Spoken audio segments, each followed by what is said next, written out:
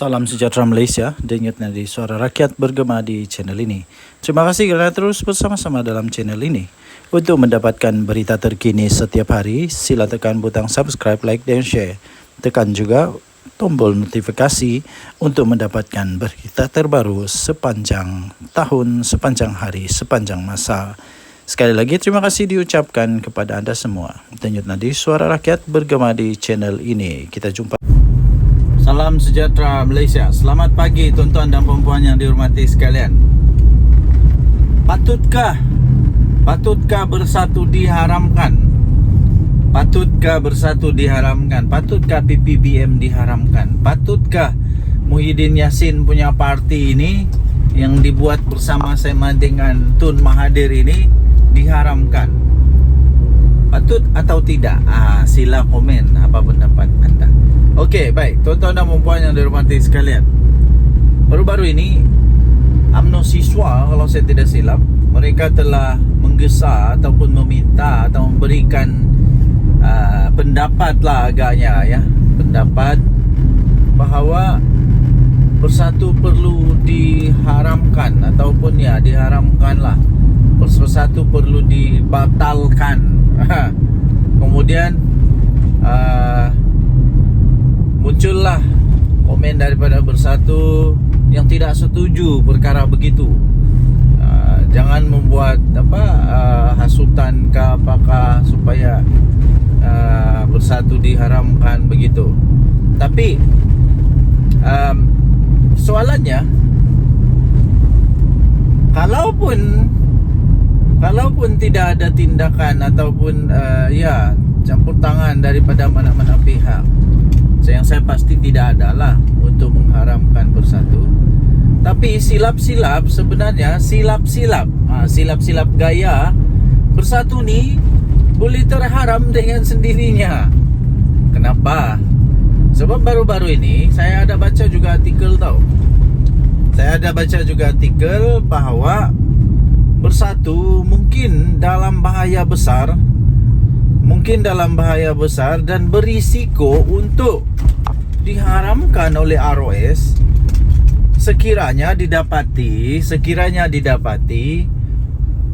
wang jana wibawa yang Muhyiddin telah didakwa itu didapati memang dimasukkan secara salah. Kalau dimasukkan secara salah di dalam akaun Parti Bersatu dan didapati pula Muhyiddin Yassin bersalah kerana menyalahguna kuasa, dan kalau didapati bersalah, duit itu disalah pakai, disalah transfer ke dalam Parti Bersatu, dan Bersatu pula kalau didapati oleh mahkamah Bersatu telah menggunakan wang yang haram, wang yang tak betul, Bersatu boleh diharamkan. Ada risiko untuk diharamkan.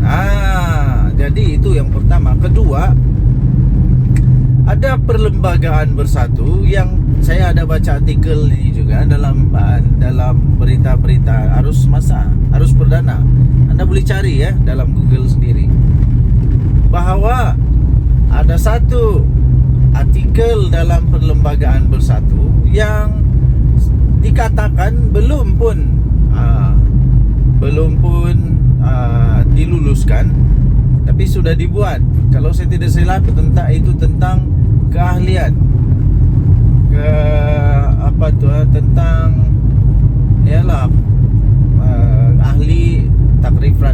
takrifan orang-orang yang boleh memegang jawatan. Itu kalau saya tidak silap tentang ahli bersekutu, iaitu orang yang bukan Bumiputra. Anda boleh ceklah dalam internet ya. Dan itu pun kalau saya tak salah itu disebut oleh di antara among the 6 MP yang keluar daripada Bersatu itu. Mereka kata mereka mempersoalkan tentang perkara itu. Jadi kalau benda ni betul-betul didapati bersalah, kalau didapati betul-betul bersalah, mau tidak mau diharamkan juga Bersatu. Mau tidak mau boleh juga dibatalkan bersatu. Jadi sekali lagi persoalan utama dia, Anda silalah jawab, tinggalkan komen Anda. Adakah bersatu perlu untuk diharamkan? Ini belum kita cakap lagi Muhyiddin Yassin yang telah Muhyiddin Yassin yang telah didakwa kerana dakwaan menghasut terhadap yang di Pertuan Agong. Menghasut terhadap yang di Pertuan Agong. Ini kita belum lagi cakap tentang dia punya ahli-ahli, berapa ramai yang sekarang ini dalam masalah kerana jana wibawa. Ini belum lagi masuk menantu Muhyiddin Yassin. Okey, so tinggalkan komen Anda, denyut nadi Suara Rakyat bergema di channel ini. Jangan lupa tekan butang subscribe, like dan share. Malaysia kita punya, cinta. Salam sejahtera Malaysia, denyut nadi Suara Rakyat bergema di channel ini. Perdana Menteri Datuk Seri Anwar Ibrahim, baguslah letak jawatan. Itu soalan yang bagus. Adakah anda setuju dengan pernyataan itu? Patutkah Perdana Menteri Datuk Seri Anwar Ibrahim letak jawatan? Anda boleh typekan komen anda. Okey, bagi saya secara peribadi, saya tidak setuju. Saya tidak setuju Datuk Seri Anwar Ibrahim letak jawatan sebagai Perdana Menteri. Ada beberapa sebab mengapa saya tidak setuju. Tapi sebelum itu, saya ingin beritahu bahawa saya bukan orang Madani kah, PKR kah, Pakatan Harapan kah, DAP kah, UMNO kah, bukan. Saya bukan ditaja, tidak pernah ditaja. Kalau saya pernah ditaja, woi kaya saya ni. Tapi malangnya saya tidak pernah ditaja oleh mana-mana. Cuma saya suka untuk menyatakan kebenaran. Okey, sebab yang pertama kenapa saya tidak setuju Datuk Seri Anwar Ibrahim letak jawatan. Pertama ialah kerana tidak ada orang yang saya nampak yang layak untuk tukar dia untuk setakat ini. Semua calon-calon PM daripada Pakatan Harapan BN kah, daripada Pembangkang Perikatan Nasional kah, daripada Bebas kah, semua calon-calon yang mereka nyatakan itu pada pendapat saya belum layak, belum ada credibility, belum ada aura, belum ada pengalaman untuk mentadbir negara Malaysia. Takkanlah Muhyiddin Yassin jadi Perdana Menteri lagi. Takkanlah dia Wang pula. Takkanlah Sanusi. Takkanlah Azmin Ali. Saya tidak nampak mereka boleh tukar Perdana Menteri sekarang, Datuk Seri Anwar Ibrahim. Saya tidak nampak mereka boleh tukar dia. Ya. Satu-satunya yang paling hampir yang saya rasa belum lagi diketahui ialah Dr. Sam, Menteri Besar Terengganu. Walaupun begitu, beliau belum pernah ada pengalaman di persekutuan. Kerana itu, pada pendapat saya, beliau belum lagi boleh jadi Perdana Menteri. Beliau belum ada pengalaman di persekutuan. Sekurang-kurangnya, beliau mestilah pernah mengemudi negara. At least jadilah Timbalan Menteri Kewangan kah, at least pernahlah jadi Menteri Pendidikan kah, at least pernahlah jadi Timbalan Menteri yang berkenaan. Tapi dia tidak pernah menjadi menteri atau timbalan menteri persekutuan. Jadi bagi saya belum ya. Okey, itu yang pertama. Yang kedua, kerana saya nampak sendiri dengan mata saya sendiri kemarin ni terjadi. Dan satu lagi kemarin dulu. Saya berurusan di satu pejabat dan saya dapati perkembangan terkini pejabat kerajaan luar biasa luar biasa. Ini hasil daripada inisiatif, ketangkasan, ketegasan dan kompromian yang berlaku di dalam kerajaan sekarang yang mahu supaya pentadbiran awam dihormati, supaya kaki tangan awam dihormati yang sepatutnya, ya, yang sepatutnya. Okey, yang pertama berlaku ialah di satu pejabat persekutuan. Apa yang terjadi diorang punya kerja efisien sekarang. Semua kaunter ada orang, semua masa tepat, segala-gala tepat. Ini belum pernah berlaku tau sebelum ini. Belum pernah berlaku dalam pengalaman saya. Belum pernah berlaku yang betul-betul efisien, kerjanya bagus, cara mengurus pelanggan bagus. Inilah yang dibawa oleh Perdana Menteri. Adakah Perdana Menteri selepas dia kah, sebelum dia kah yang ada begini? Tidak pasti ada atau tidak. Okey, nah next. Okey, seterusnya tuan-tuan dan puan-puan yang dihormati sekalian, itu di Pejabat Persekutuan. Ada sekali lagi saya nampak di Pejabat Negeri pula. Yang tadi tu Persekutuan, yang ini negeri. Jadi bagaimana pula dengan cerita ini? Ini jadi kemarin. Ini berlaku kemarin. Ketika saya berurusan, tiba-tiba saya dengar ni tau. Dia kata begini, hati-hati. Ini tak boleh buat sebab ini akan SPRM siasat. Ini tak boleh buat, ini dikira salah guna. Salah guna wang, salah guna pangkat, salah guna kuasa. Saya terkejut tau. Sekarang ini orang sudah mulai takut buat rasuah. Padan muka. Yang cakap tu bukan pegawai kerajaan. Ini orang biasa. Ini orang biasa, rakyat biasa yang berurusan di pejabat itu.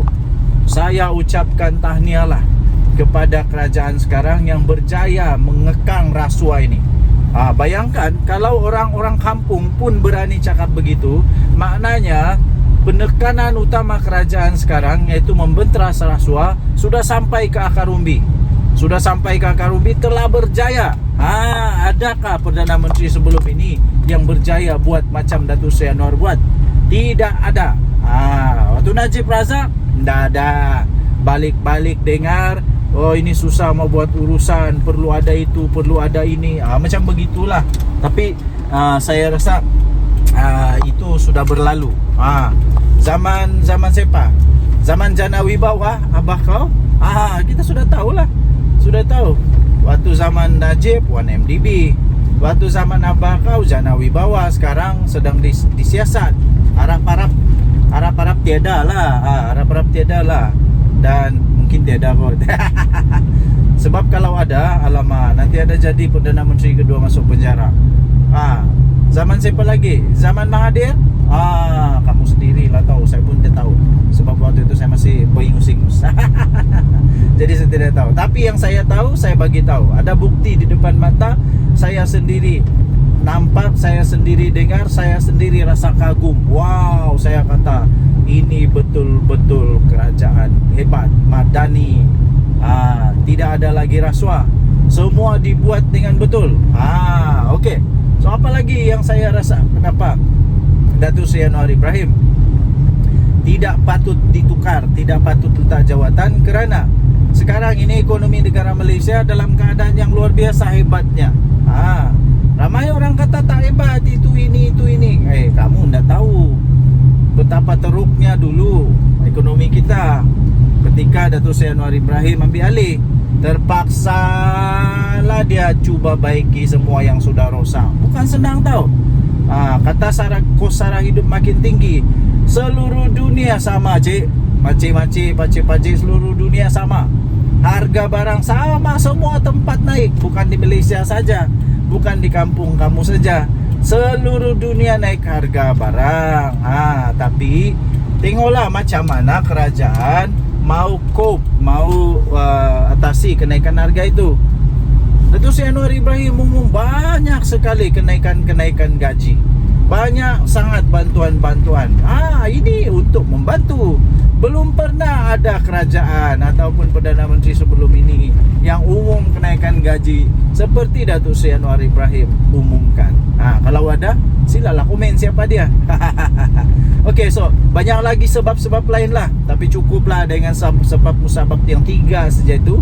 Yang sederhana itu saya rasa sudah cukup membuktikan Datuk Seri Anwar Ibrahim tidak perlu diganti untuk ketika ini. Kalau ada, calonkanlah nama-nama yang anda rasa boleh jadi Perdana Menteri. Sila komen. Denyut Nadi Suara Rakyat bergema di channel ini. Jangan lupa tekan butang subscribe, like dan share. Tekan butang notifikasi untuk mendapatkan berita terbaru, ulasan-ulasan yang menarik, yang lucu-lucu daripada channel ini setiap hari. kita jumpa lagi. Salam sejahtera Malaysia. Bye-bye. Salam sejahtera Malaysia. Denyut nadi suara rakyat bergema di channel ini. Tuan-tuan dan puan yang dihormati sekalian, satu yang cukup rileks berada di kampung. Hidup slow. Saya selalu kamu nampak video saya tu, saya di KK tau.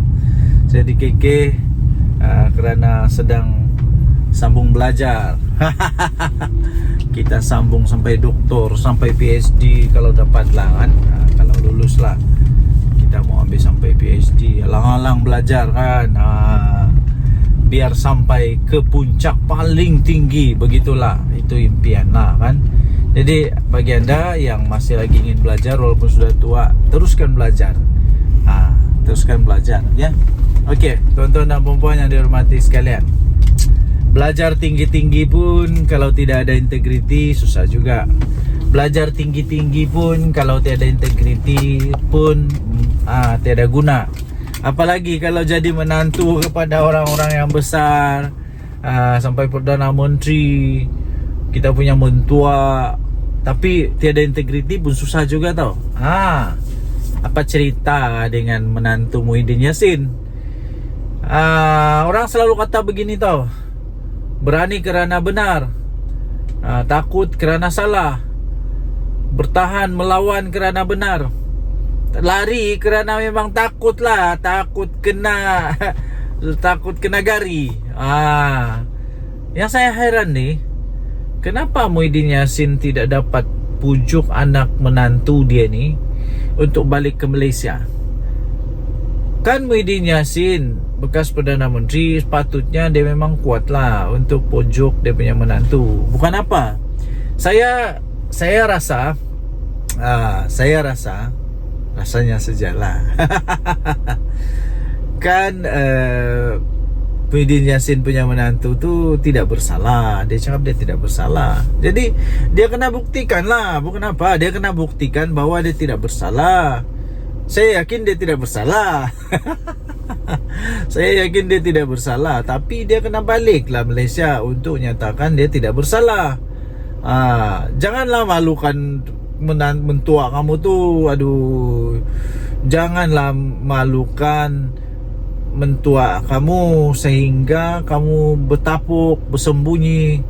Takkanlah mau tunggu Muhyiddin Yassin jadi Perdana Menteri balik, baru balik Malaysia lagi. Yang paling kesian, takkanlah biarkan saja isteri, anak-anak dekat Malaysia, tinggalkan begitu saja.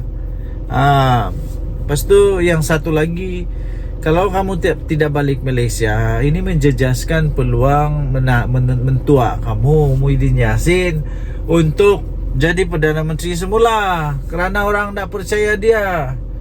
Tapi kalau kamu balik, kamu dapat jernihkan keadaan. Lawan, tetap lawan. Jangan takut, lawan.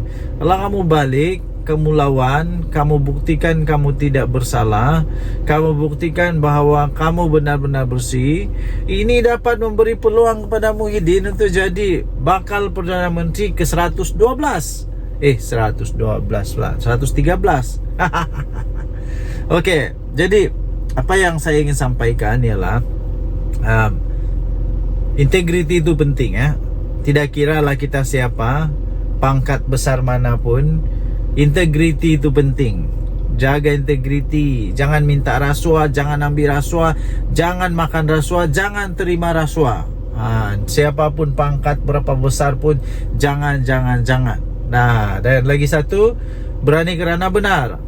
Baliklah, balik. Okey. So, saya fikir dalam setiap ceramah ini boleh jadi senjata untuk lawan Muhyiddin. Kan memang begitulah politik ni, kadang-kadang dirasa seperti kotor lah, macam-macam lah. Tapi begitulah politik. Itulah politik, namanya politik. Politik ini adalah the art, satu seni untuk mempengaruhi orang lain supaya mengikut apa yang kita kehendaki. Okey, so dorang kehendaki ialah supaya kita menyokong pangkat ataupun raid ataupun mengundi dorang lah. Terpulang kepada anda semua. Harap-harap pihak Interpol, pihak Polis Diraja Malaysia dan semua yang dapat bekerjasama dapat membawa balik Jolo, dapat membawa balik ni menantu Muhyiddin. Lepas tu ada seorang lagi yang Subahat, dikata Subahat. Semualah yang bersalah yang lari dari Malaysia tu supaya dapat ditangkap, kita adili di Malaysia. Denyut nadi suara rakyat bergema channel ini. Jangan lupa tekan butang subscribe, like dan share. Kita jumpa lagi. Bye bye Malaysia. Salam sejahtera Malaysia. Selamat pagi tuan-tuan dan puan-puan yang dihormati sekalian.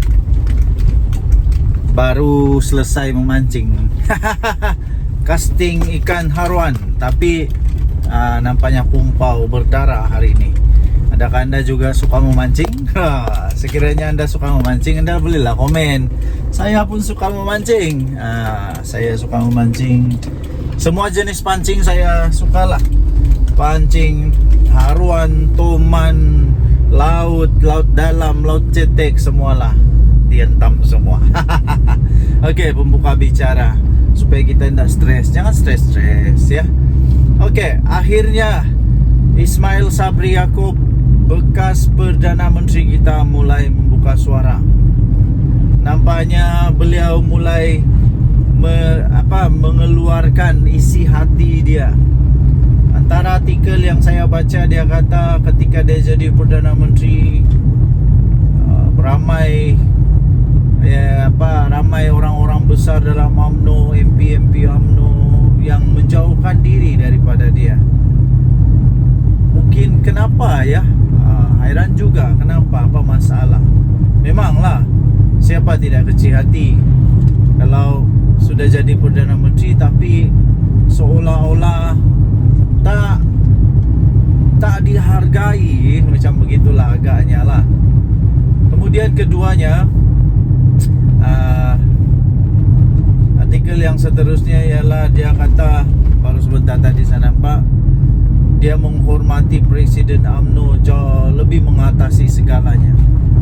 Ini seolah-olah dia mau mengeluarkan perasaan kehormatan beliau, mengeluarkan rasa ingin menyatakan bahawa UMNO adalah yang paling dia sanjung lah. Dan Presiden UMNO itu melebihi daripada jawatan Perdana Menteri sendiri. Tapi saya melihat, ini daripada pandangan saya sendiri, saya melihat sebenarnya ini adalah satu ungkapan kata luahan rasa. Ungkapan kata luahan rasa daripada Ismail Sabri Yaakob yang beliau menyatakan rasa kecil hatinya, rasa tidak puas hatinya kepada Presiden UMNO dan UMNO sendiri. Pendapat saya sajalah. Tapi ini pendapat saja tau. Adakah ini menunjukkan bahawa sebenarnya Datuk Seri Ismail Sabri Yaakob, bekas Perdana Menteri kita, sebenarnya sudah lama menyimpan hati rasa sedih dan tidak berpuas hati? Adakah ini, anda boleh komen lah, anda boleh komen, adakah ini adalah tanda-tanda bahawa ya memang benar ada lagi MP daripada UMNO yang akan join bersatu, yang akan keluar daripada UMNO? Adakah itu tanda dia bahawa Datuk Seri Ismail Sabri Yaakob bakal keluar dari UMNO? Wow, ini kalau betul habis bahaya nih. Saya percaya Datuk Seri Ismail Sabri Yaakob ada supporter dia di belakang dia, ada penyokong-penyokong dia di dalam dia. Kan pernah dia jadi Perdana Menteri. Jadi kalau dia keluar UMNO memang satu benda yang amat besar lah. Memang satu perkara yang memang dahsyat bakal berlaku. Okay, so yang seterusnya ialah kalau beliau betul-betul sudah nekat untuk keluar daripada UMNO. Adakah tiba-tiba pula dia buat kejutan, tiba-tiba pula dia buat parti baru lagi? Oh, ini lagi kejutan lah. Tapi itu semua spekulasi ya. Okey, tuan-tuan dan puan-puan, semua yang saya sebut tadi itu hanya spekulasi semata-mata, dan saya fikir itu tidak akan berlaku. Cuma saja memang sudah berlaku bahawa dia memang mengatakan dia hairan, dia rasa kecil hati. Rasanya saya agak-agak dia rasa kecil hati apabila dia kata dia hairan kenapa waktu dia jadi Perdana Menteri ramai yang menjauhkan diri daripada dia. Kemudian apalagi dia pun rasa hairan juga kenapa yalah begitu-gitulah. Okay, so tinggalkan komen anda. Denyut nadi suara rakyat bergema di channel ini. Jangan lupa tekan butang subscribe, like dan share. Malaysia kita punya, cinta Malaysia aku, kita jaga kita. Bye-bye. Salam sejahtera Malaysia. Selamat pagi tuan-tuan dan puan-puan yang dihormati sekalian. Patutkah bersatu diharamkan? Patutkah bersatu diharamkan? Patutkah PPBM diharamkan? Patutkah Muhyiddin Yassin punya parti ini yang dibuat bersama-sama dengan Tun Mahathir ini diharamkan? Patut atau tidak? Sila komen apa pendapat anda. Okey, baik tuan-tuan dan puan-puan yang dihormati sekalian. Baru-baru ini UMNO siswa, kalau saya tidak silap, mereka telah menggesa ataupun meminta atau memberikan pendapat lah agaknya ya, pendapat bahawa bersatu perlu diharamkan ataupun ya diharamkan lah, bersatu perlu dibatalkan. Kemudian muncullah komen daripada bersatu yang tidak setuju perkara begitu. Jangan membuat hasutan ke apakah supaya bersatu diharamkan begitu. Tapi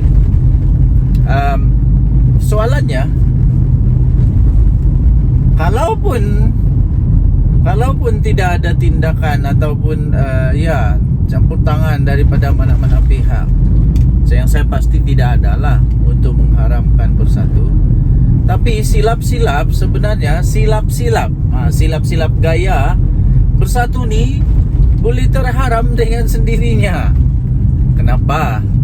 Sebab baru-baru ini saya ada baca juga artikel tau.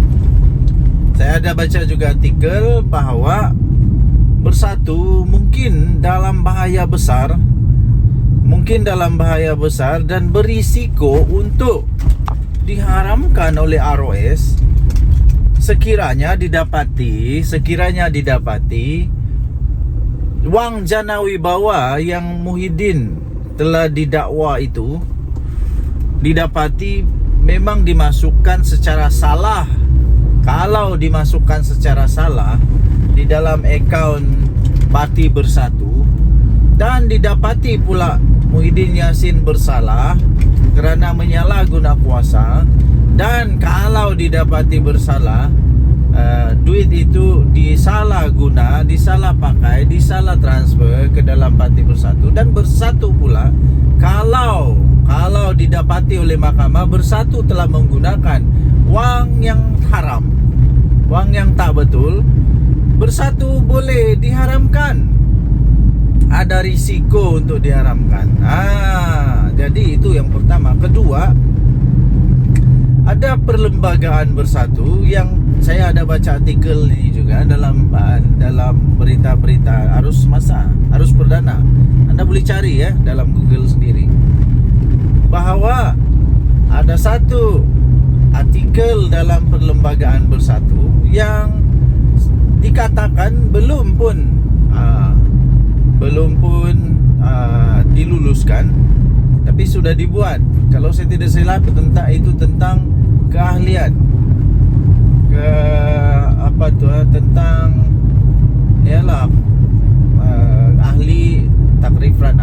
takrifan orang-orang yang boleh memegang jawatan. Itu kalau saya tidak salah tentang ahli bersekutu, iaitu orang yang bukan Bumi Putra. Anda boleh ceklah dalam internet ya.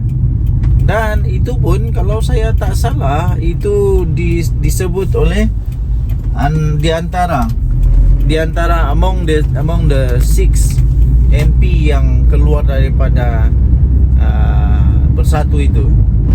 Mereka kata mereka mempersoalkan tentang perkara itu. Jadi kalau benda ni betul-betul didapati bersalah, kalau didapati betul-betul bersalah, mau tidak mau diharamkan juga Bersatu. Mau tidak mau boleh juga dibatalkan Bersatu. Jadi sekali lagi persoalan utama dia, Anda silalah jawab, tinggalkan komen Anda. Adakah Bersatu perlu untuk diharamkan? Ini belum kita cakap lagi Muhyiddin Yassin yang telah Muhyiddin Yassin yang telah didakwa kerana dakwaan menghasut terhadap yang di Pertuan Agong. Menghasut terhadap yang di Pertuan Agong. Ini kita belum lagi cakap tentang dia punya ahli-ahli, berapa ramai yang sekarang ini dalam masalah kerana jana wibawa. Ini belum lagi masuk menantu Muhyiddin Yassin. Okey, so tinggalkan komen Anda, denyut nadi Suara Rakyat bergema di channel ini. Jangan lupa tekan butang subscribe, like dan share. Malaysia kita punya, cinta. Salam sejahtera Malaysia. Denyut nadi Suara Rakyat bergema di channel ini. Selamat pagi tuan-tuan dan puan yang dihormati sekalian. Apa khabar anda pada hari ini? Saya amat gembira. Berita paling gembira bagi saya apabila saya mampu untuk hantar anak-anak pergi sekolah. Satu kegembiraan yang paling besar bagi ibu bapa bila dapat hantar anak ke sekolah. Bagaimana pula dengan anda? Semoga hari ini dipenuhi dengan kegembiraan, kebahagiaan, semua sihat, anak-anak sihat, suami isteri sihat, semua sihatlah. Okey. Jadi apa berita hari ini? Antara berita yang paling menarik, paling trending, paling hot, paling sohor sekarang ini ialah tentang saman menyaman lah. Apalagi di mana Mahathir saman Zahid Hamidi. Zahid Hamidi mempertahankan diri. Ini tentang nama panggilan nama ataupun gelar ataupun yang telah dikatakan oleh Mahathir bahawa itu fitnah. Jadi nampak gaya saja ya. Nampak gayanya Tun Mahathir yang walaupun tinggal 1 tahun lagi umur dia, 100 tahun sudah, otaknya masih geliga, hebatnya masih hebat, dan ingatannya masih kuat. Dan nampaknya seolah-olah Mahathir banyak kelebihan sekarang ini berbanding dengan Zahid Hamidi. Saya nampak Mahathir keluarkan segala dokumen, macam-macam lah dokumen dia keluarkan, hujah-hujahan yang dia keluarkan. Nampak seolah-olah menyebelahi Mahathir. Nampak seolah-olah je lah. Tak tahulah boleh menang atau tidak. Tapi kalaulah Mahathir menang, wow, adakah dia akan saman Zahid Hamidi sebanyak 1 bilion? Kalau Mahathir saman Zahid Hamidi 1 bilion, walau jangan 1 bilion lah. Kalau dia saman 100 juta pun, kaya tu, kaya. Jadi inilah saya duk balik kata, saya balik cakap sudah. Politik, hentikanlah memfitnah, hentikanlah menabur kebencian, apalagi menabur hasutan, fitnah semua. Bila sudah kena, marah. Belum kena, elaklah daripada kena. Ini tidak. Sanggup tabur fitnah, sanggup tabur ini untuk semata-mata mau menang. Akhirnya kalau kalah, sudahlah kalah, kena saman lagi beratus juta ringgit, habislah. Ini kali ini ini memang Mahathir betul-betul marah nih, meradang betul Mahathir ini. Saya rasa memang betul-betul Mahathir marah habis nih. Kalau lah dia saman Zaid Hamidi sampai 1 bilion, mana mau cari Zaid Hamidi, mana mau cari duit sampai 1 bilion. Zaid Hamidi mana mau cari duit sampai 1 bilion. Habislah kali ini. Oke, kita sudah sampai. Kasih turun anak dulu dari pergi sekolah. Oke.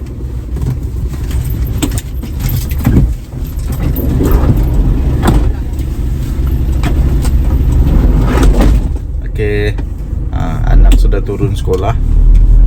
Selamat sudah sampai di sekolah. Terima kasih kepada semua guru-guru. Terima kasih kepada semua pasukan keselamatan. Terima kasihlah yang menjaga anak-anak kami di sekolah. Terbaiklah. Budak-budak sekolah, kita kena hati-hati tahu mandu di sekolah. Tidak boleh laju-laju. Ikut peraturan. Berbalik kepada Mahathir. Kalau Mahathir saman Zaid Hamidi 1 bilion, Zaid mau cari mana 1 bilion? Siapa lagi beli tolong? Bosku sudah di penjara. Jadi sekali lagi saya ingin tekankan kepada semua ahli politik. Tak kiralah kamu politik kanan kah, politik kiri kah, politik sebelah kah, politik atas kah, politik bawah kah, tak kiralah politik apa. Hentikanlah buat fitnah. Nanti sendiri yang susah. Kedua, hentikan tabur fitnah. Kedua, jangan membuat hasutan, tak baik. Jangan membuat hasutan, ya. Jangan menghasut, tak baik tau. Okey. So, tuan-tuan dan puan-puan yang dihormati sekalian, ambillah iktibar daripada cerita-cerita ini. Denyut nadi suara rakyat bergema di channel ini. Jangan lupa tekan butang subscribe, like dan share. Bye bye.